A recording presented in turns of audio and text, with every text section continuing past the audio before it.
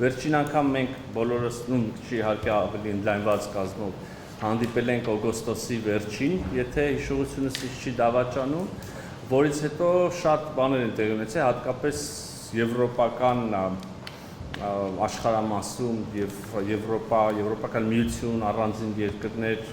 Հայաստան հարաբերություններում բազմաթիվ երկրների հետ ռազմավարական համագործակցություններ են քննարկվում, առաջիկայում կստորագրվեն, հենց նաեւ նույն Ֆրանսիայի հետ կունենանք հնարավորություն վերջապես տեսնենք ստորագրումը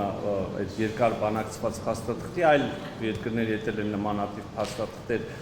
քննարկվում, ելի նույն օրերին կամ հետո տարբեր մակարդակներով կունենանք ստորագրություններ։ Մինչ այս վերջին ամիսներին իհարկե առանձին երկրների հետ արդեն դա տեղի է ունեցել, օրինակ Գերմանիայի հետ։ Իհարկե անվանումները փաստաթղթից փաստաթուղթ մի փոքր տարբերվում են, մի դեպքում դա ռազմավարական գործընկերության հաստատումը, մի դեպքում դա գործընկերության ռազմավարական օրակարգ, օրինակ Եվրոպական միության հետ դեկտեմբերին մեր թարմացված օրակարգի անունը վերջադրվեց գործընկերության ռազմավարական օրակարգ։ Եվ այսպես շարունակ, ուրեմն նաև գիտեք բոլորդ եվրոպական քաղաքական համայնքի գագաթաժողովն առաջիկայում տեղի ունենալու Երևանում, Եվրոպական միություն Հայաստան երբևէ չեղավ, այսինքն առաջին անգամ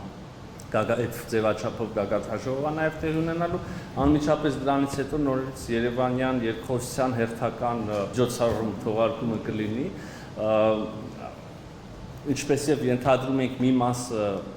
քաղաքական համայնքի գագաթաժողովի մասնակիցների կլինեն եւ ղեկավարներ եւ նաեւ արտգործնախարարներ ցանկություն են հայտնել մնալ եւ մասնակցել Երևանյան երկխոսությանը, սա իհարկե հավելյալ կշիռ է հաղորդում այդ միջոցառմանը եւ ընդամենը երրորդ թողարկումն է, բայց արդեն բավականին ծանրակշիռ պատմություն ունի, կարծում եմ որ շատ ստացված ֆորմատ է եւ պետք է պահել,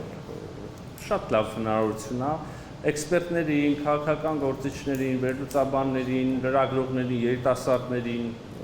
ներգրավել որևէ կերպ Երևանում տեղի ունեցող որևէ բանի